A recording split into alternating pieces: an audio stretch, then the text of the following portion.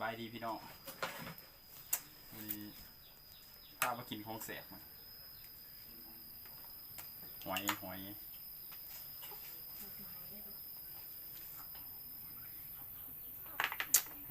ขี้กระต่าย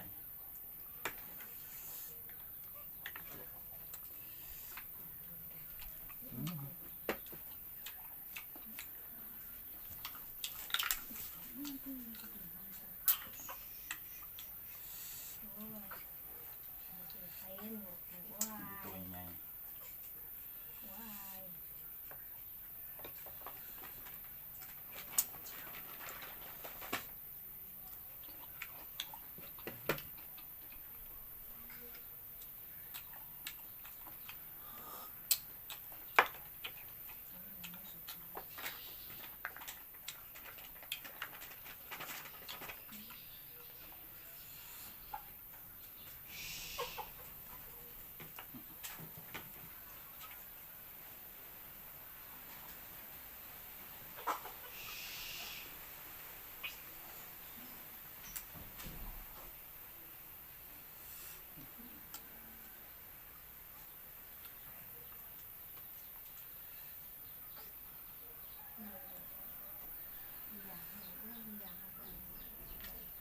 หอยอันนี้กินได้เบอร์โตเลย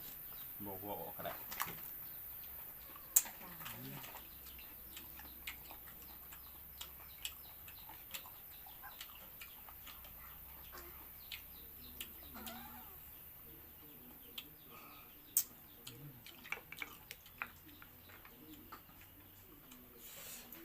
ตัวใหญ่นี่คือโบกมาเบอร์โตวะโบกมาตีหัว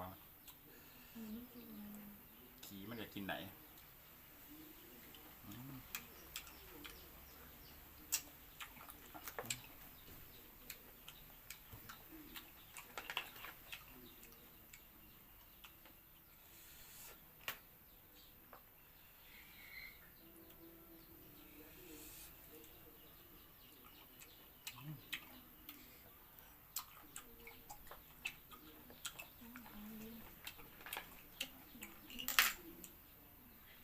หวานขนาด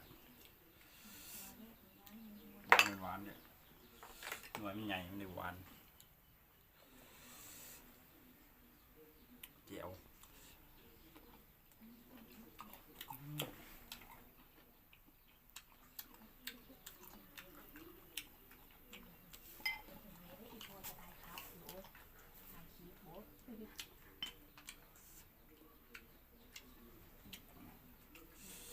เดี๋ยวแกะข้าว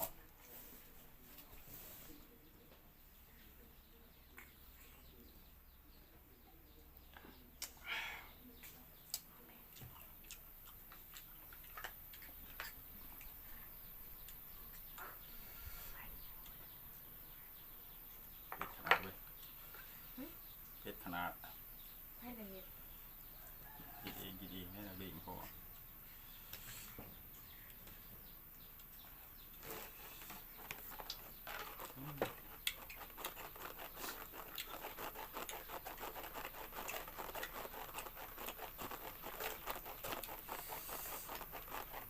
ให้ดูคนที่นั่งดิ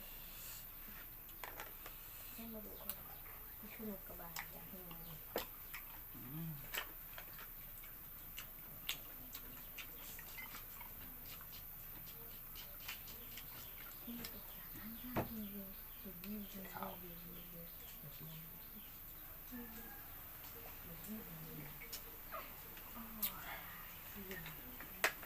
กินไม่ได้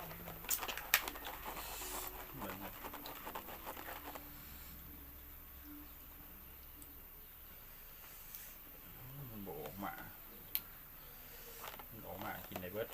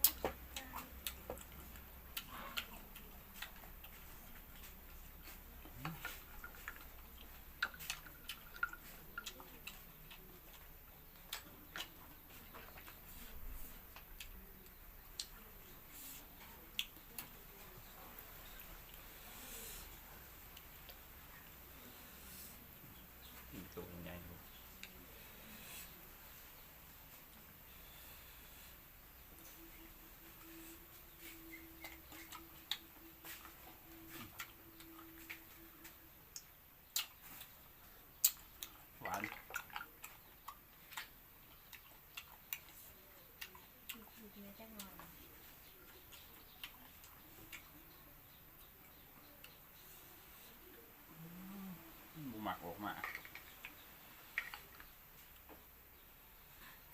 ใส่กระมุ้งนะสิ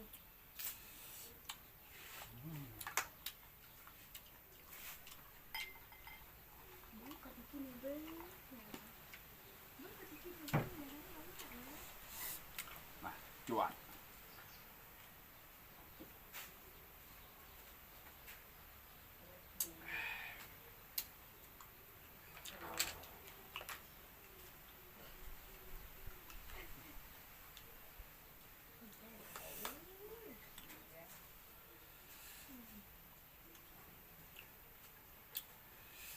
กินอย่างเดียวไม่ต้องเอาไร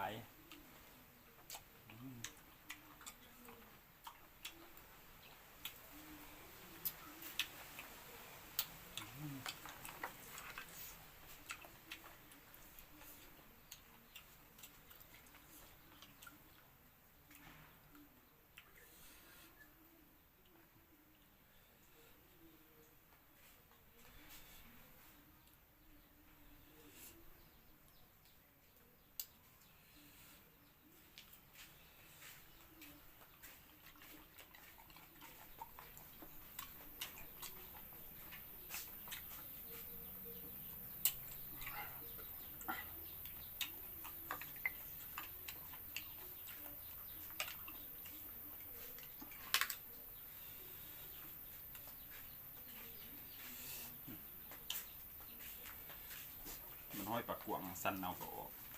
ห้อยพิบบาเนี่ยเอาแล้วหัวกดหมออก เกิน3 นาที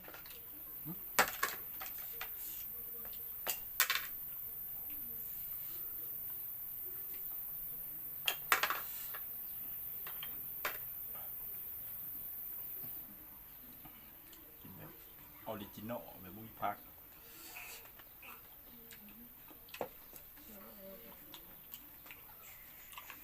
ไม่เลยเปลี่ยนของให้ด้วย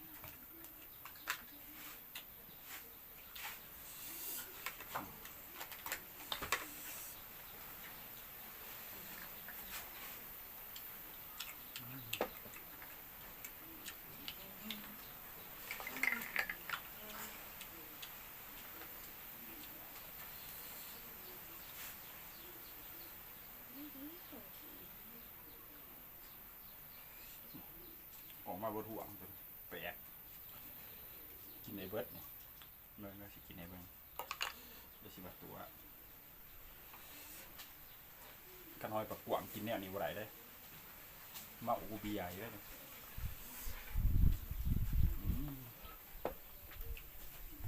อันนั้นไม่ได้เลยมันสูบกว่าเหตุ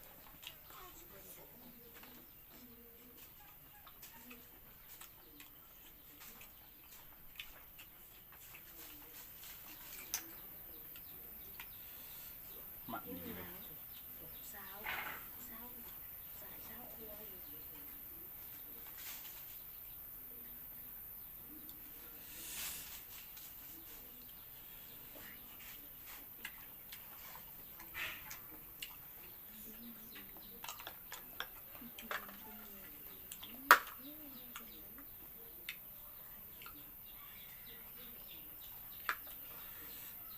สมเด็จตอยกดกินห้อยจูบหรือว่าเนี่ยนะ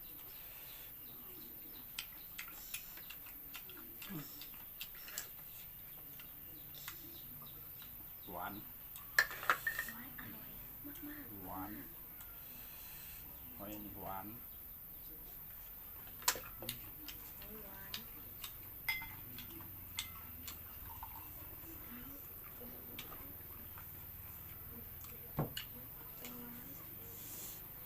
ตัวนี้ก็หวานคือกัน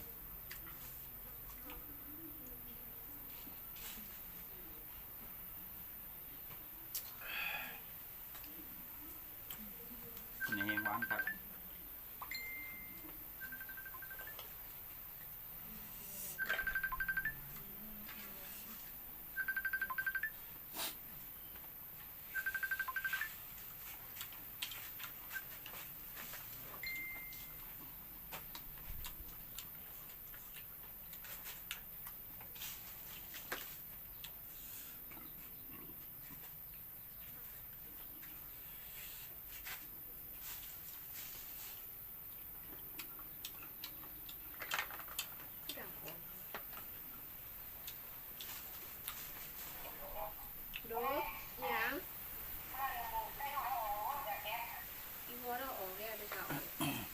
ถ่าย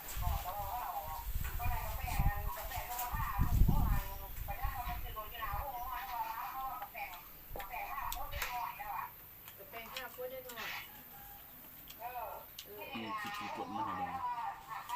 กินได้ผลมา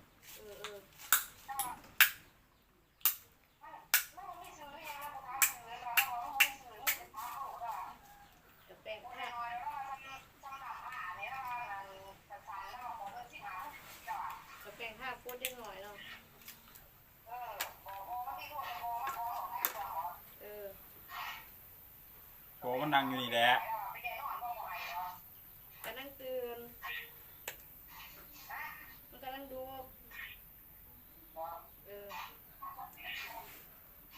มันบ่หายหรอกมันมีแต่ขี้นั่นเนาะมันมีแต่ขี้ดิ